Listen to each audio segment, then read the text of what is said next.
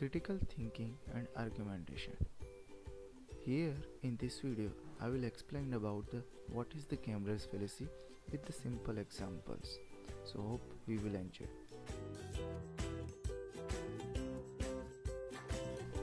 So let's take an example of Mr. Richard.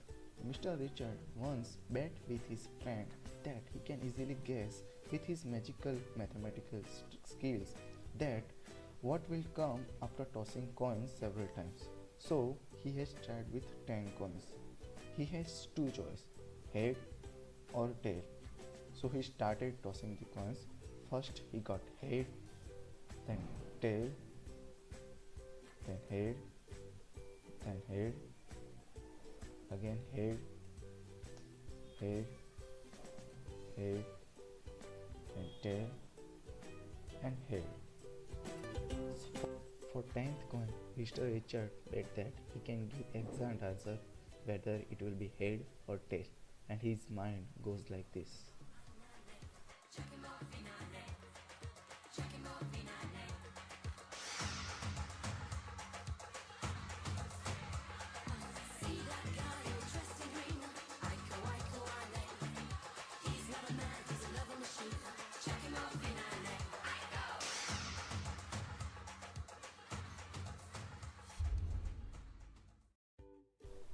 Now let's come back to the bet. Mr. Richard explained that 7 out of 9 times head appears and 2 out of 9 times tail appears. Head comes many times as comparative to tail. So his answer based on the mathematical calculation is head. For this, we think about how many times event is occurring. So he added that he used the most fundamental topic of the mathematics is the probability. He said he used probability as how many times the event occurring, and based on that he gives answer on that. But actual probability is only 50%. Whether it is head or tail, he has two choices only. This calculation also depends so many factors. Now friends, we don't need to go into detailed explanation of this mathematical topic. I will directly go to real life example so you can easily understand how it's working.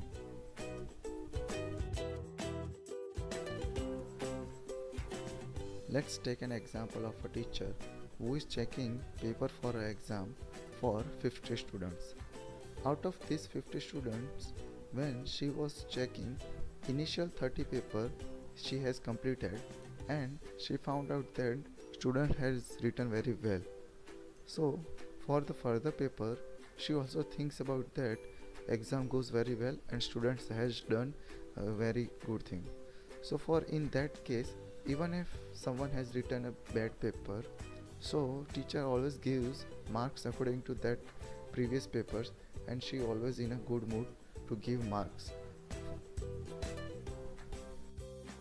Now I wanted to give you one real life example of my life.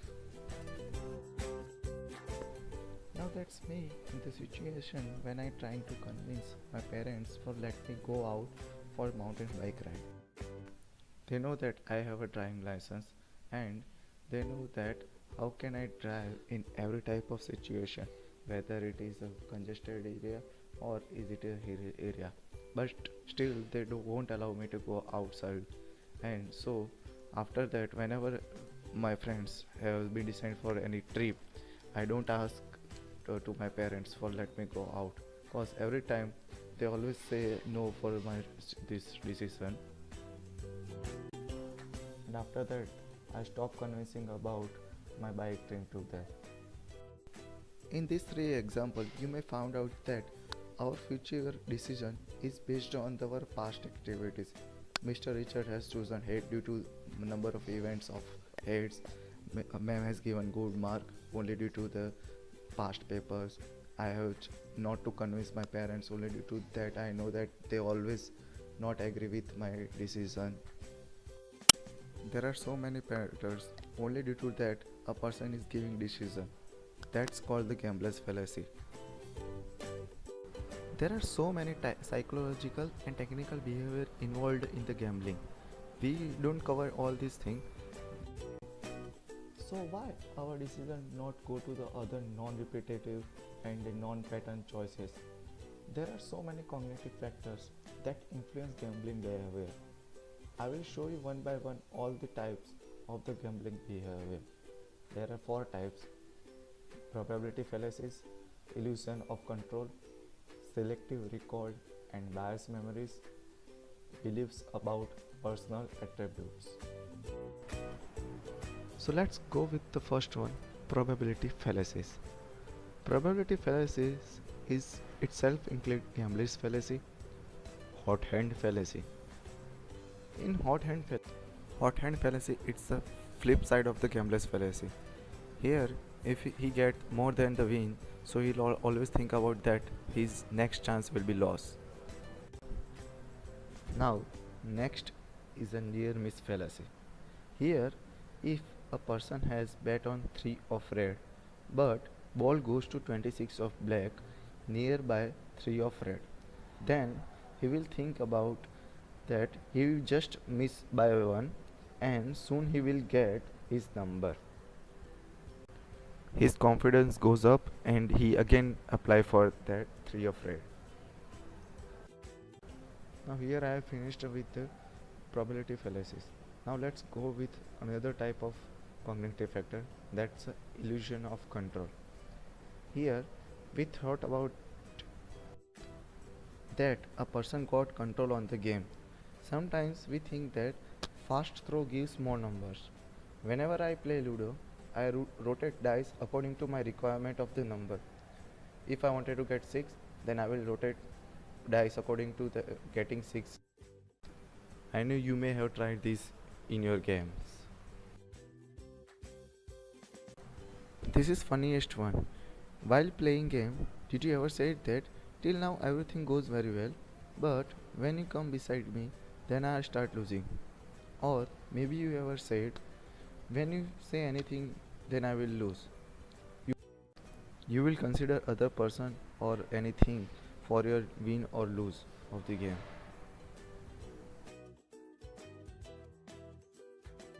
Here it finished with illusion of control. Now let's go to selective recall and biased memory. Here mind goes to biased choice. Your judgment is based on your choice, which always repeating in your mind. In coin game, too many head leads to choose head for next time. Some people may choose their favorite number in casino. They concentrate only on that number and count how many times that number appears.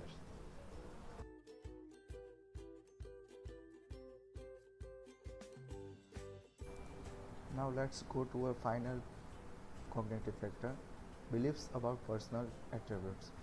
Some people believe that they have very good fortune and they use their luck to play and earn more.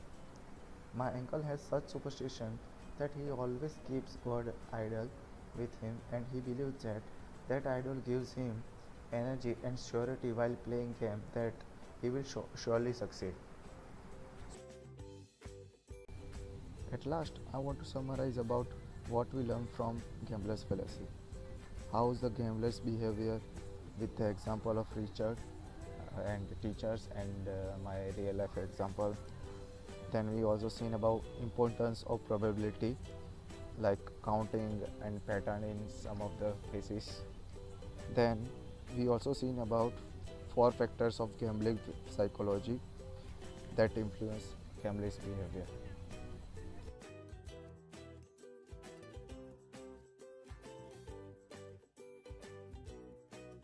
Please remember, dice have no memory.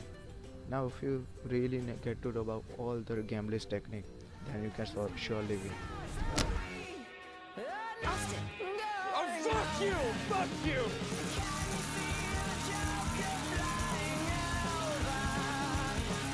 Splitting 5.